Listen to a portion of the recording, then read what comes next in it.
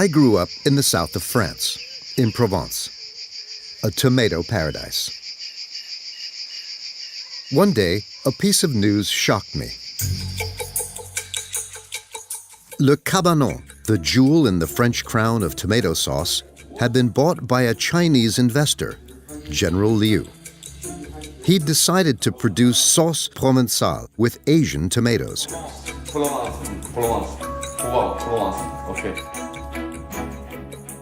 General Liu was trying to conquer this sector. The local deputy seemed delighted. But I did not understand why a country where they do not eat tomato sauce wanted to compete with Provence or Italy. For 2 years, I put my life on hold to understand how this product had become a necessity to all mankind. I discovered a different tomato, unlike the one we see in our salads. A tomato that you'll never see round and whole on your plate. A tomato modified by geneticists to meet the needs of the agri-food industry. These are tomatoes that are very firm fruit. You can drop them and they won't burst. I discovered a misunderstood and fascinating industry. An industry born from the success of Italian gastronomy and reinvented in the United States by a few men who turned it into red gold. In California, I met the biggest leader of this industry, a multimillionaire who is obsessed with productivity. In Italy, I saw harvesters exploited. In Africa, farmers ruined. For the past 2 years, I've been collecting sauces, juices, soups, concentrates, pulp, peeled tomatoes, and ketchup from around the world. The story I'm going to tell you is not about a simple canned food. It's an absurd story of our globalized world. Its winners, its losers, the men and women who feed mankind without ever seeing the fruits of their labor.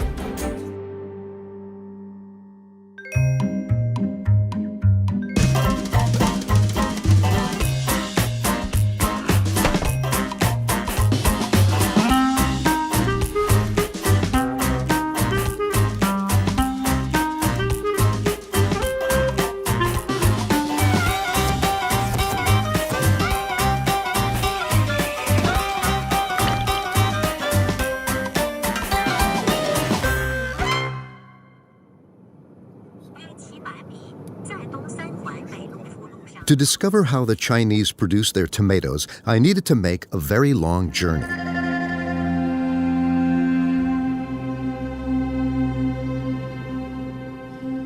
"3,000 kilometers from Beijing in the west of China to Xinjiang.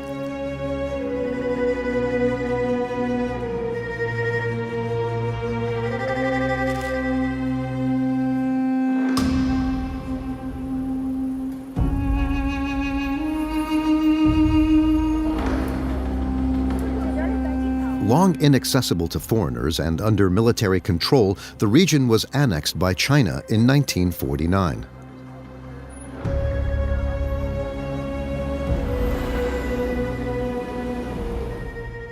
It's the territory of the Uyghur people, a Muslim ethnic group that regularly rebels against the central power. Uyghurs are now a minority in Xinjiang.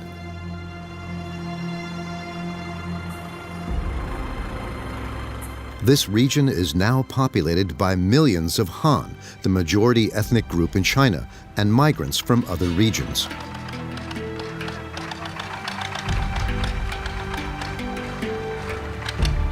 And this is all at the initiative of Beijing.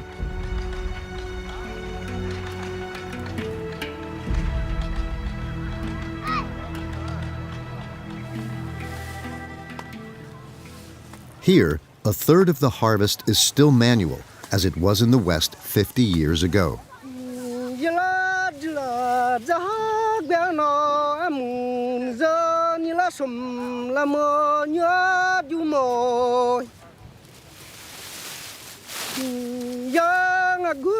猪啊鸡啊小子不，呀因此头子个就是呀就么。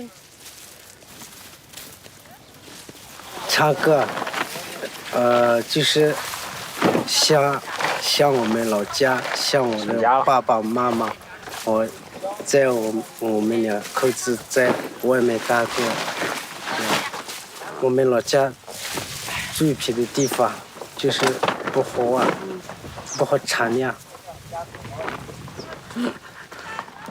Lamo Jise and his wife come from the distant region of Sichuan, 3,000 kilometers from here. Paid for what they pick, they earn 0.01 euro per kilo. 1.2块了。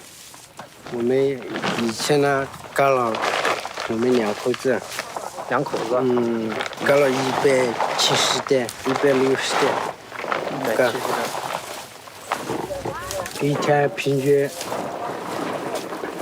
我们两口子一天干了，一天嘛400块钱，一天嘛300多，一天嘛200多，几乎是一件肉不一样，两块地不一样。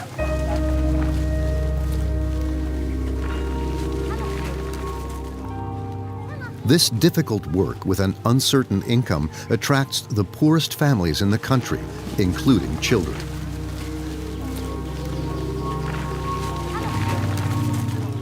因为他看见有的小孩会帮他爸妈干活。像我们汉族人来说，这是一种不道德、不规范。在我们汉族人来说哈，我按他那个名出来，他也得是没办法。有些像他们来的真的是大山里面的，现在中国不过也在逐步的改变。Minimal labor costs. Destitute families paid for their labor. I understood better why the Chinese tomato was replacing the Provençal tomato, and the Chinese workers replacing those in Europe.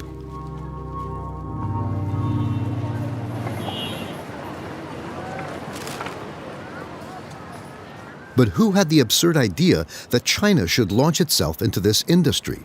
China is one of the few countries where they do not eat tomato sauce. That is the whole paradox. I searched for a reason in the Chinese capital, Beijing. In a neighborhood that is reserved for the rich, I found the main player in the Chinese tomato industry. This is the first time he has agreed to be interviewed in front of a foreign camera. Liu Yi, also known as General Liu, a former leader of the Bingtuan. As explained in this official video, the Bingtuan is a military-industrial organization founded in 1954 on the order of Mao and composed of former army soldiers. Its mission is to populate, control, and develop the region of Xinjiang to avoid any rebellion of the Uyghur people. In reality, General Liu never led a fighting unit. But under his command, battalions of Chinese workers were sent into the commercial war of the tomato.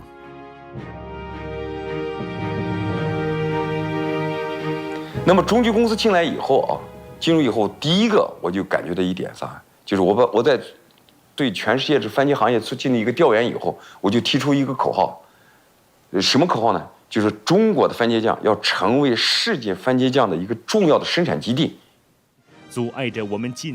This is how, in the early 2000s, the Chinese army found itself at the head of a group of tomato sauce, the Chalkis Group, a matter of national pride for the Chinese. 它是一股来自中国西部的红色旋风，它引领着数十万兵团职工走向富裕，它承载着兵团农业产业化跨越式发展的光荣和梦想。红色重机。 向世界展示着。到2000年，中级公司上市，上完市以后呢，就把中级公司就调整战略，全力的主业就发展番茄行业，把其他的一些行业的，比如说房地产呀，比如说家具厂呀，比如说饲料厂呀，包括一些养殖业，全部都剥离了，就全心全意的发展这个番茄行业。从2000年开始。Before arriving in China, the tomato went around the world in 5 centuries. Once upon a time, there was a red fruit, round and fragile, known only to the people of South America. Brought back to Europe, it was planted in the garden of the kings of Spain, in the kingdom of Naples, and even on the banks of the Thames. Its red color fascinated botanists, but it was feared to be toxic. In the 19th century, the Italian industrialists embraced it and put it to good use. But the tomato is still fragile. In the 20th century, geneticists invented new varieties which didn't get crushed before they arrived at the factory. It is this new tomato that is harvested all over the planet today.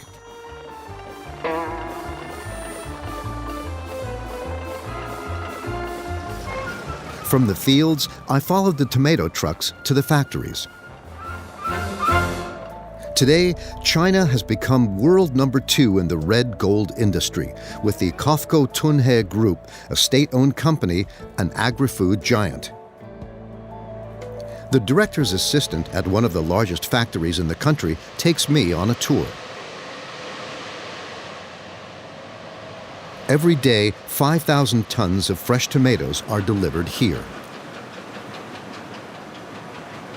Unloaded with jets of water, they are sent into the depths of the factory. Inside, the principle is barely more complex than when you reduce tomatoes at home.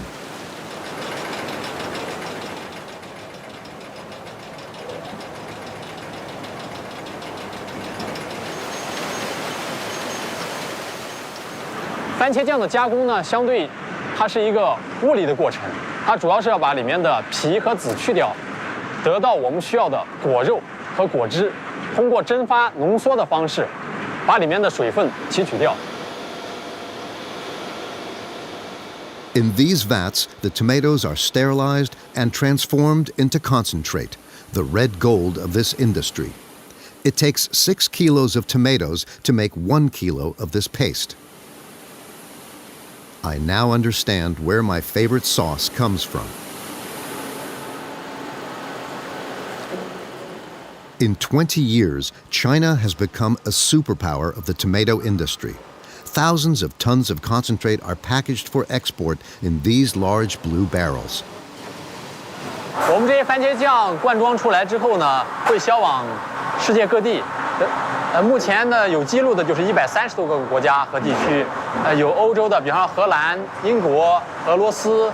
那么亚洲这边有日本、马来西亚、印度尼西亚，那么还有像澳大利亚，这些国家都是在全球范围内进行流通的这样一个商品。These barrels of concentrate are like barrels of crude oil. Shipped around the world, they will then be refined by a multitude of brands.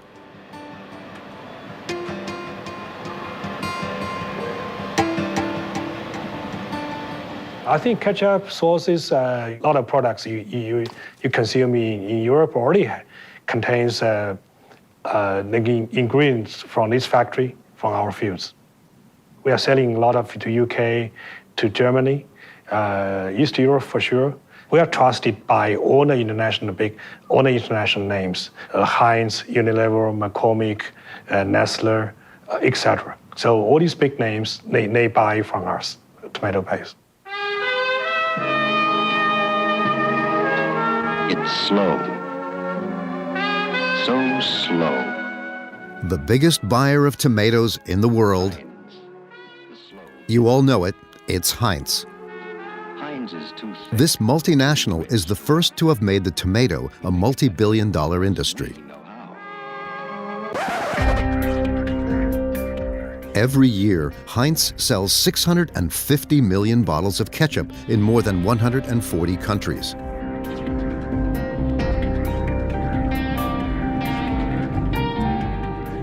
I decided to go back to the very beginnings of the tomato industry, to the east of the United States.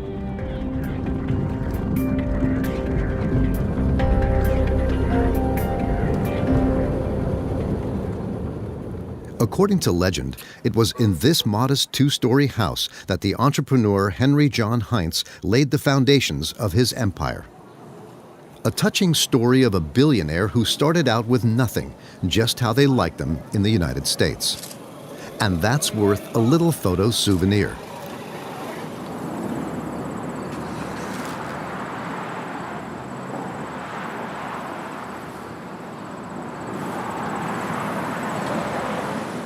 How did Heinz become the world's #1 ketchup almost 150 years ago?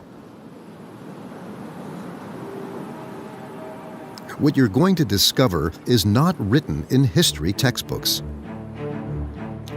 At the end of the 19th century, Pittsburgh was the world capital of iron and steel activities. The Carnegie factories produced 1/4 of American steel. Pittsburgh was the symbol of the country's industrial development, a city where the floods of European migrants came to find work in steel and Ford car factories.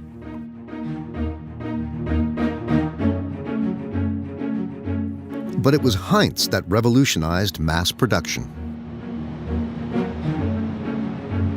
The birth of mass production really came out of this area, out of these plants. Heinz clearly was using the assembly line technique before Henry Ford. Henry Ford really, it evolved, but Henry Ford's first really production line was around 1915. Heinz was using assembly line process here in 1890s. They were a little different. Like I said, he used a lot of gravity feed systems to make it automated. He used the automated welding for his cans on a line, way ahead of when Ford was welding his cars. So yeah, a lot of his techniques, he was very into technology. Heinz was a pioneer in technology. Contrary to popular belief, the bottle of ketchup preceded the car on the assembly line. Henry John Heinz was the first to make ketchup a consumer product. His slogan, "The world is our field." Of German descent, he sells preserves of horseradish, jam, meat, pickles, condiments, and catsup, the ancestor of ketchup. A Puritan who was obsessed with hygiene, he used clear glass for his bottles, a pledge of transparency and quality. He thus gained the confidence of consumers. Well, Heinz is a capitalist. I mean, he was a pure capitalist. I mean, it was all about money and marketing. Treated his people well, but the end result was he wanted to make money. Heinz ketchup. From the 1950s, ketchup became part of the American way of life. It came to be one of the symbols of a triumphant America, along with Coca-Cola, rock and roll, and American cars.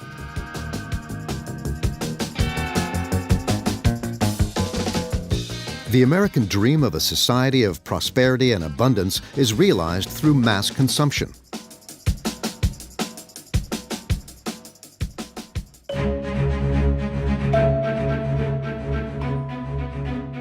Today, industry provides the bulk of our diet. Agro-business generates an annual global turnover of $4 trillion, a sector that the billionaires covet. In 2013, the Heinz Company was bought out for $23 billion by Warren Buffett, the second richest man in the world. It was the largest takeover in the history of the agri-food industry.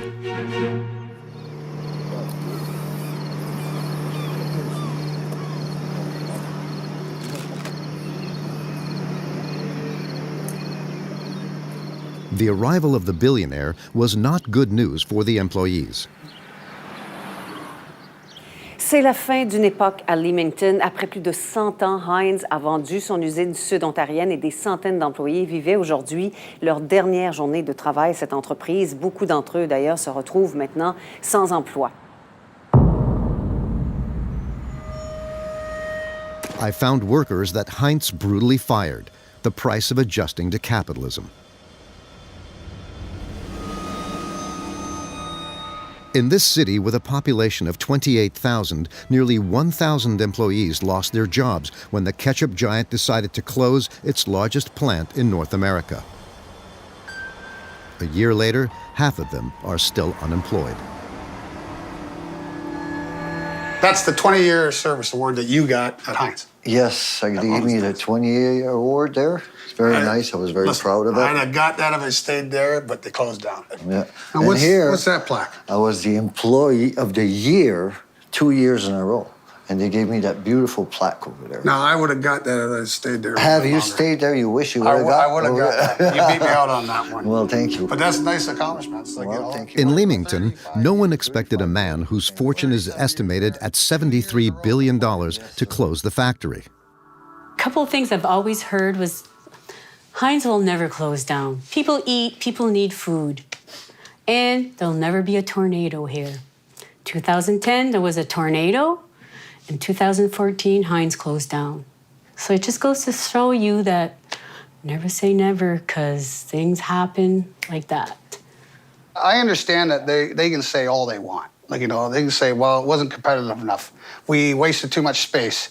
It was this, it was that. What it comes down to is it costs them money, and they don't want to pay a decent wage. They want to pay third country or third world wage. And it doesn't matter if you give up, you know, cut your wage in half or do this or do that, they're going to close it. So anything that they come up with that the union could go back and say, well, here's the money saver right here. Too bad, we're going to close it. The plant produced 100% Canadian tomato juice and ketchup. It may be surprising, but in southern Canada, the climate is ideal for growing tomatoes. This culture even maintained around 40 local producers. Since 1909, the Canadian tomato capital has grown to the rhythm of Heinz. The families of the city provided labor for 4 generations.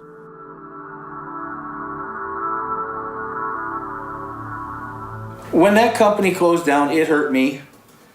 Emotionally, I think it did most people that worked there. We gave our life to that plant. Yeah. And I loved working there. I liked the people I worked with. But it hurts to lose a plant like that, all because of some money. And that's the bottom line. It's bottom line. It's money and not people's lives. I don't think that they cared enough about the people here. If they came here and looked at what they'd done to some of these people, they should be ashamed of themselves. Since its acquisition, Warren Buffett has closed 5 plants and cut 7,400 jobs, about a quarter of the company's workforce.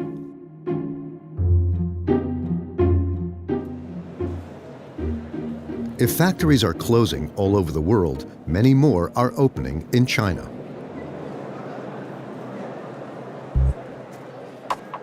Who sold the Chinese the industrial techniques to make this concentrate?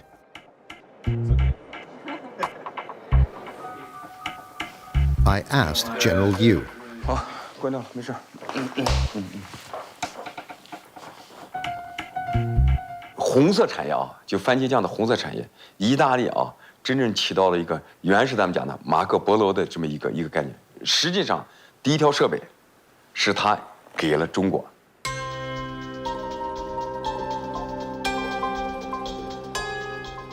The Marco Polo of the tomato industry is Armando Gandolfi. In Parma, the Gandolfi family have been tomato merchants in the industry for 3 generations. Armando is the world's largest trader in tomato concentrate. Abbiamo iniziato a lavorare in Cina perché abbiamo visto un'opportunità. Il mio primo viaggio in Cina è stato molto interessante perché ovviamente ho conosciuto una Cina sostanzialmente ed enormemente differente rispetto a quella di oggi. Gente ancora vestita con come si chiamavano i vestiti di Mao Zedong, insomma, è presente. Pochissime macchine, tutti in bicicletta, insomma, era ancora uno spaccato di una Cina antica. C'era questa sensazione di essere un pochino dei pionieri, no? 是意大利帕尔马地区的设备商们过来帮着中国开始种植，种植完了以后怎么加工、技术的传递，包括培训，都是意大利人干的啊，别不干。Dozens of factories paid for by the Chinese with a barter system. Io ti do le macchine per fare la produzione Tu fai la produzione e quando hai fatto la produzione me la dai perché io la possa vendere e prendermi i soldi delle macchine che ti ho dato. Questo era un sistema usato in passato e so che è stato usato.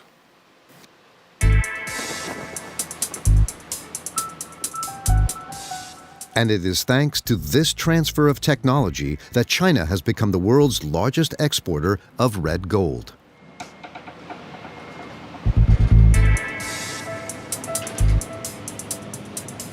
In these barrels, nearly 1 million tons of concentrate leave the port of Tianjin each year. The main destination takes a crossing of several weeks to Italy.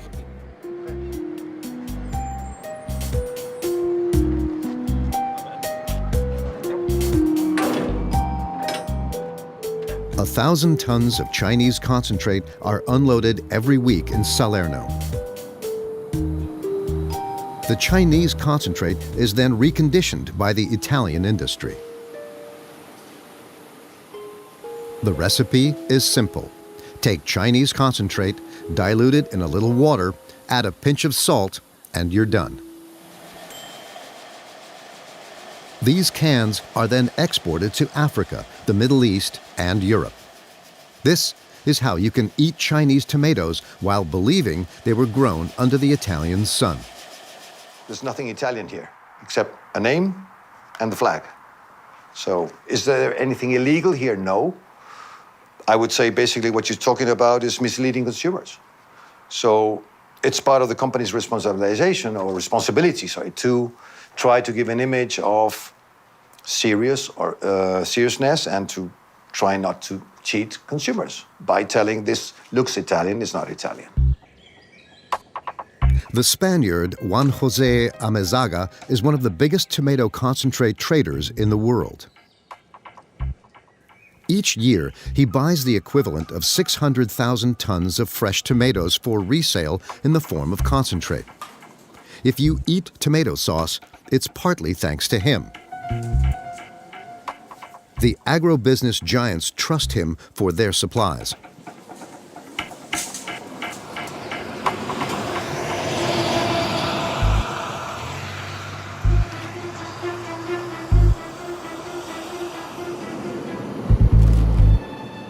In the tomato industry, a trader does not just stay in the trading rooms.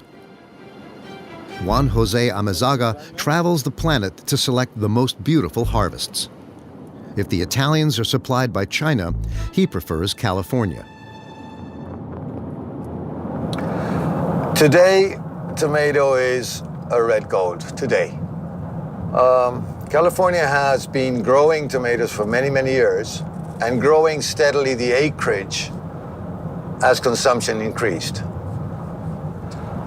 And they have, good technology. They've got the highest yields in the world as a country, as a region.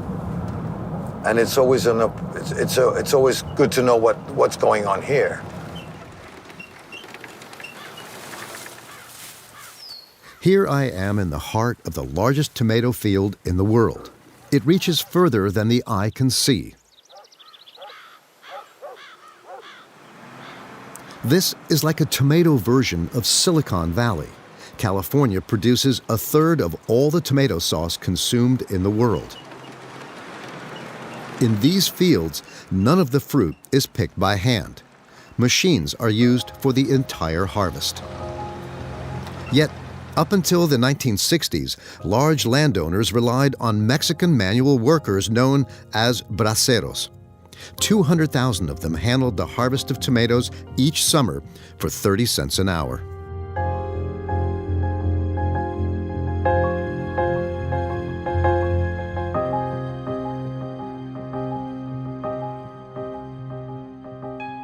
At that time, Cesar Chavez, an agricultural worker and a charismatic leader, worked with his union to demand better working conditions.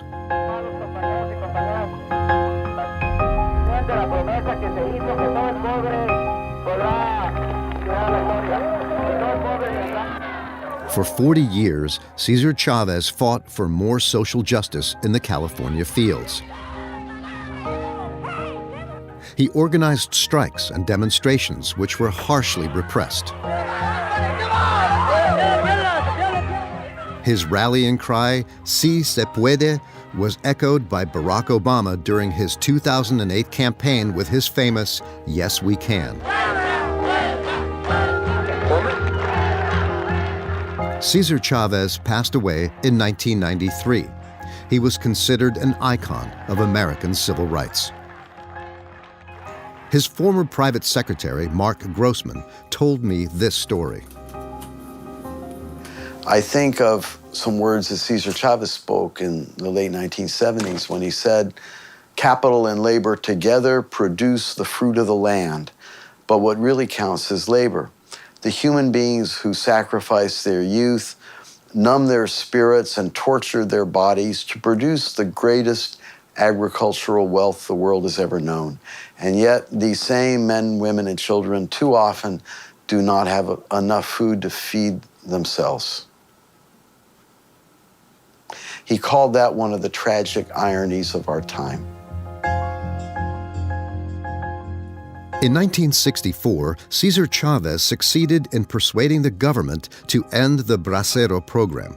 Landowners could no longer exploit this cheap labor force. Rather than raising wages, the owners decided to mechanize the harvest to increase their profits.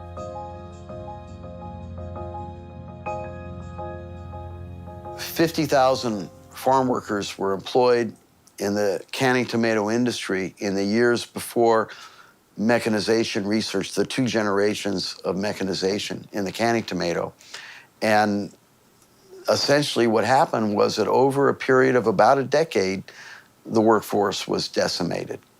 And those people lost their jobs and lost their livelihoods. It was a sudden and dramatic decimation of people's livelihoods who had relied upon canning tomatoes, for many of them for generations.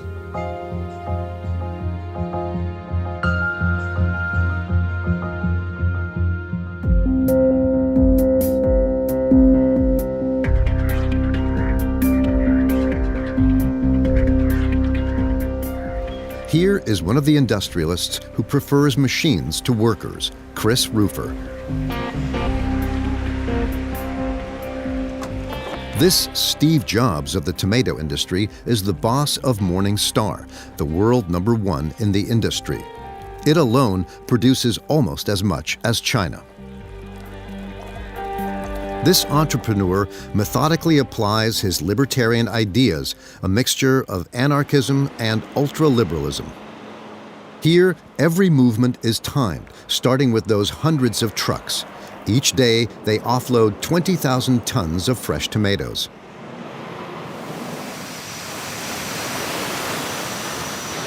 We had to start putting water in the trailers before to save 15 seconds.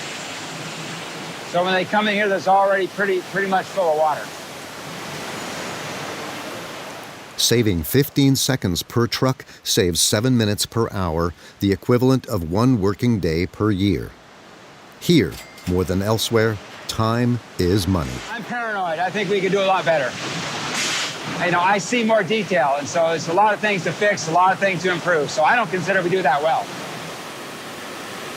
Morningstar is an efficient company very much because they have managed to reduce costs all through the supply chain from the field to the trucking of finished goods. Per dollar investment in a plant, you produce much more. They can produce more than 6 million tons of fresh tomatoes. That's more than all Italy in 3 factories. It's impressive, really amazing. Yes, the man by my side produces more than all of Italy. Each hour, Chris Rufer transforms 1,350,000 kilograms of tomatoes into concentrate under the control of only 2 employees. How's it going? 44 last hour. 44? They still give me this excuse I can't pump it? In this factory that has been automated to the extreme, many executives and workers have been removed and replaced by computers. They're running the whole factory. These 2 seasonal girls. They got an issue. They call Jimmy or something. Hey, Jimmy, get out there and do that. Okay, they're like the plant managers. The world's largest factory runs with only 70 workers per rotation. Chris Rufer likes parables. For him, liberalism is a best of 5 sets, and tough luck for the losers. So if you play tennis with another person, you're there, you're improving your game. So the competition allows you to improve your game, and if you improve your game, you have more fun. So that's what the competitive system's all about, is getting the people with better ideas, better processes to expand, and kindly telling those that aren't doing as well that maybe they should do something else. Maybe they shouldn't play tennis, maybe they should take up golf or swimming. Applied to the labor market, his lesson sends shivers down your spine. For 50 years, large companies have been increasing their profits by mechanizing production and reducing the cost of wages. Everywhere, machines replace manpower. Lay off more to earn more. This is companies' winning formula. And the more the bosses invest in technology, the more production volumes increase. Supply stimulates demand. Never before have the shelves been so stocked. Never before has mankind consumed so many tomatoes. But by concentrating more and more wealth in the hands of big companies and destroying more and more jobs, how long can this system last?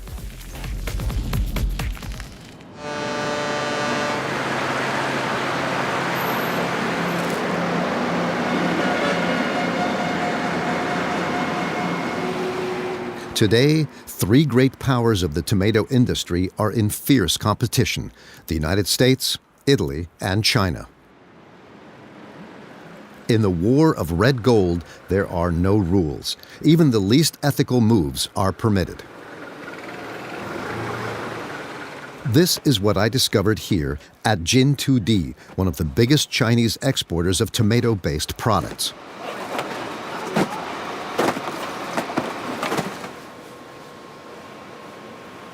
Ma Zhenyong, the managing director of the company, agreed to show me his factory. Like any good entrepreneur, he starts with a small guided tour of his production line.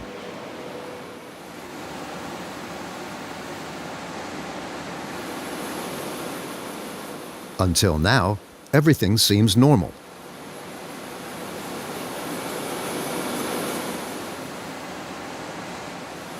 天的1分钟的产量就是300罐，300罐的产量啊。那1天下来呢，就要1台设备，灌装封口机1台，就应该达到2个集装箱。The first surprise was waiting for me in the warehouses. Gina, does that not remind you of anything? This is Gino's Chinese cousin, that famous brand created in Italy and which actually contains Chinese concentrate. To compete with their former partners who hid Chinese concentrate in Italian cans, the Chinese camouflaged their tomatoes in cans that are the colors of Italy. In the end, everybody is eating Chinese. 我们公司的主要产品的市场啊，在这个中东地区和非洲。 欧洲啊，也有一部分国家，例如，德国，瑞典。 The factory has a secret weapon in this trade war against Italy that the director forgot to show me: a miracle ingredient.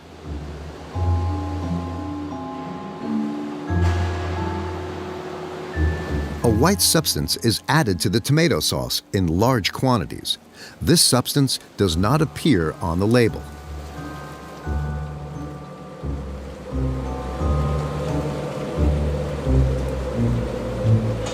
你看，他想问，比如咱造1吨的酱里边，1吨的番茄酱，然后里边要用多少钱的水，要用多少钱的糖，还有什么盐什么的。这都不能说。No， 这是说我们的配方的事儿。No， we can't。对。No。Can you ask why？ 他说为什么不能说那些东西？我可以，不是不能说。而是就是说我们这些添加剂都是合理合法的啊。这是我们全有备案，在中国商检全有备案的，商检局我们全有备案，我们添加什么都有备案的。 This powder is soybean fiber, a thickener.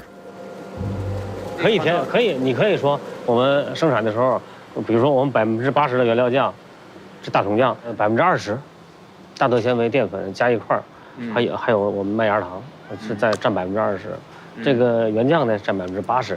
这个配方不是固定的，你知道吗？我知道。那你明白这意思？没事，我说您不方便说的话，你就不说，没关系。对。因为他在问，我就只是翻译出来，因为我不知道哪个。现在就是说，你就是说，我加这些辅料最好是别说。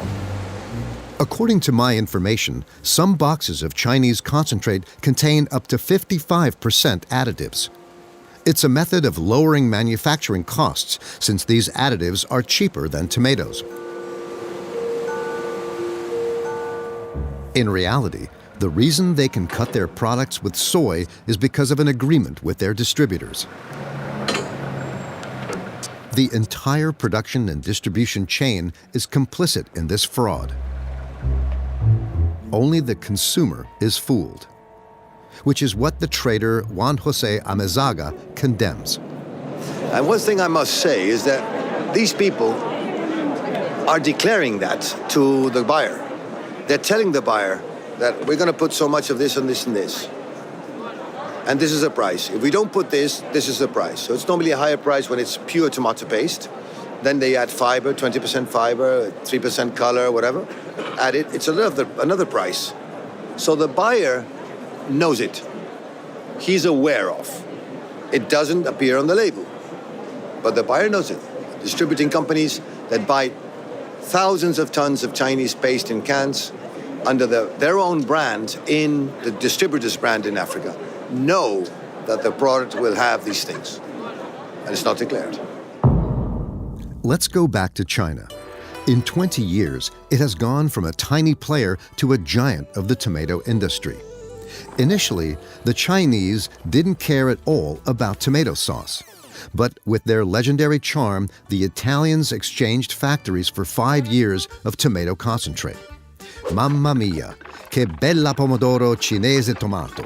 What a beautiful Chinese tomato. A bargain for Italy that turned Chinese production into a sauce that was made in Italy without anybody noticing. But since then, the Chinese decided to take on the Italians with sauces made in China. The battlefield for this duel of red gold? Africa, where they consume the most concentrate per capita.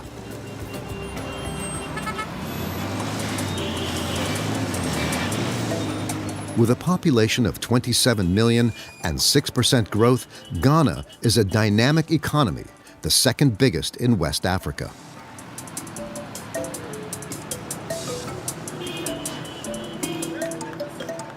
Ta-da! Hi! Don't worry, Mama. Tasty Tom will... Globalization is changing eating habits. Absolutely delicious. The secret behind delicious meals. In this part of Africa, in terms of vegetables, the tomato is king. It accounts for 1/3 of vegetable expenditure. But the local tomato market is collapsing in favor of sauces from China and Italy. Imports have multiplied by 30 in 15 years.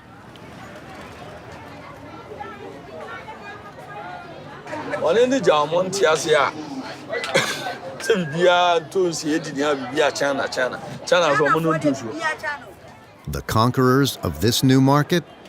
I visit them 12,000 kilometers from Beijing in their secure residence. Guess who I find there? General Yu and his son, Quinton. The general has been there for 2 months because he sniffed out a good opportunity. West Africa is the region which has the fastest growing consumption of tomatoes. And his presence is part of a policy that is promoted at the highest state levels in China. 因为中国现在习主席在讲一路一带啊，讲丝绸之路，实际上是呢，新疆是丝绸之路的源头啊，加纳是一个就发源地起点，一个是源头啊，刚好是我们国家的政策和现在这个大的发展趋势是相吻合的。以后肯定番茄的这个超级强国，加工业的超级强国，包括全球超级强国，肯定是中国啊，这是肯定的。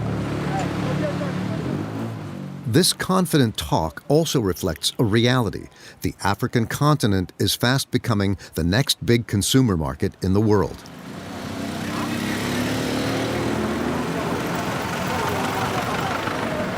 In this market that you saw, there's hundreds of shops that sells tomato paste here. And the brands, there are 50 brands at least in the market.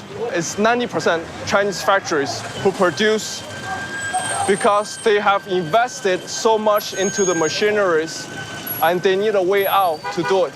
So they will produce for anybody, whether it's OEM, whether it's for their own brand, that they can sell in the African market. So in terms of that, the Chinese producers need to find a way to digest their own excess surplus. The wheels of the economy keep on turning. In Ghana, I arrived during a major economic change. China is relocating part of its production to benefit from cheaper labor. On production lines imported from their country, the Lius manufacture their finished products from Chinese concentrate. 他们赚得多，我付得多。你可以这样子，你可以教他怎么去干，但是你不能帮他去干。你懂我意思吧？你教他怎么去干，但是你不能去干。唯一教他去干，唯一我们自己干的是他妈的配料，那是我们自己搞的，其他地方全都不行。 Ghanaian workers are paid 4 times less than Chinese workers, 100 euros per month. This year in China, as you know, the global economy is not that well. You see a lot of factories shutting down, moving to Southeast Asia, moving to Vietnam, moving to Indonesia, Malaysia, those areas. And you will see, especially in the tomato paste business, that you see a lot of factories moving to African countries. And I'm glad to say we're one of the first who took this step to establish our presence more closer to the market rather than 10,000 miles away. By purchasing canned Chinese tomatoes rather than fresh tomatoes from his own country, the consumer weakens local producers a little more. Since independence, thousands of Ghanaian farmers have been growing tomatoes, an activity that offered a future to entire families. Their tomatoes were processed in factories in the public sector, and the canned goods were sold in the markets, a sector protected by customs barriers to the delight of the farmers. But under pressure from international financial institutions, free trade has become the rule and imports have overwhelmed the country, which has been disastrous for farmers, and the local factory had to close.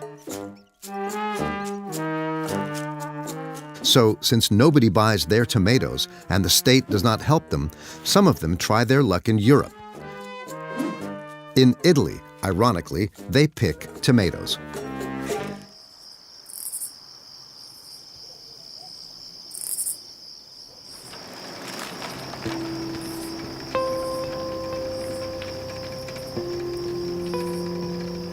As early as 5 o'clock in the morning, hundreds of men head for the fields.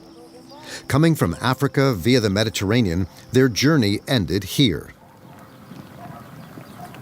To survive, they have no choice but to pick the specialty tomatoes of southern Italy.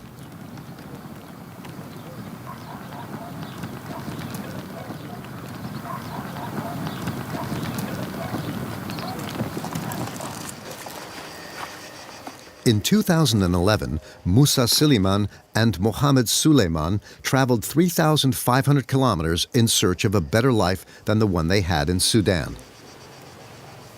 For several years, they've been living in hardship. Sono partito di Libia come gli altri migranti che sono sbarcato prima volta in Sicilia. E ho trovato un problema sempre del lavoro, solo facciamo quel lavoro sotto il padrone, sotto il datore di lavoro, quella senza legalità, senza contratto, sempre lavoro nero. In Puglia, 30,000 migrants work on the harvest on hundreds of plots that are too small to be done mechanically.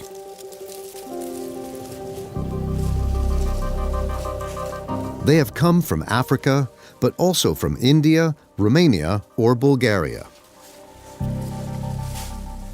They're paid an average of 20 euros for 10 to 12 hours of work under a blazing sun. Anche quando mi entra in un supermercato che mi riguarda una bottiglia di pomodori, la persona che comprano una scatola o una bottiglia di pomodori non sapevano già che dentro quella bottiglia c'è una storia di schiavitù, ci sono persone che sono morti dentro il cambio di raccolta.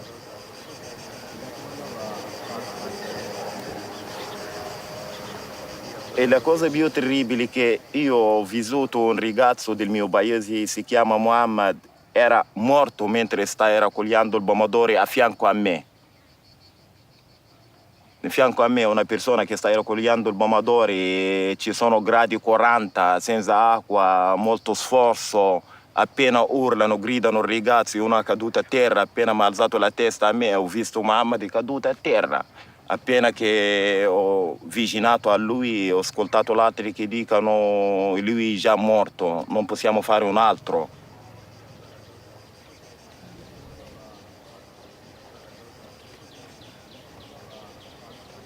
Non posso anche portare un'ambulanza o un dottore dentro la campagna, non hai quello dritto per gli altri, ma per noi non esiste.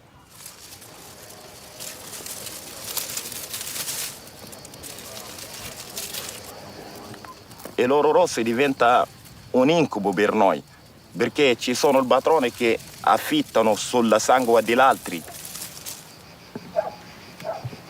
Ma secondo me anche il mercato internazionale dei pomodori in tutto il mondo e l'impresa agricola e i padroni che gestiscono quella retta e lo Stato, tutti avevano la colpa che ti lasciano quella gente che lavora senza diritto, come schiavi, senza diritto umano. Today, he works for a cooperative, Frutta Zero, Exploitation Zero, which produces organic and fair trade sauces especially for the German market.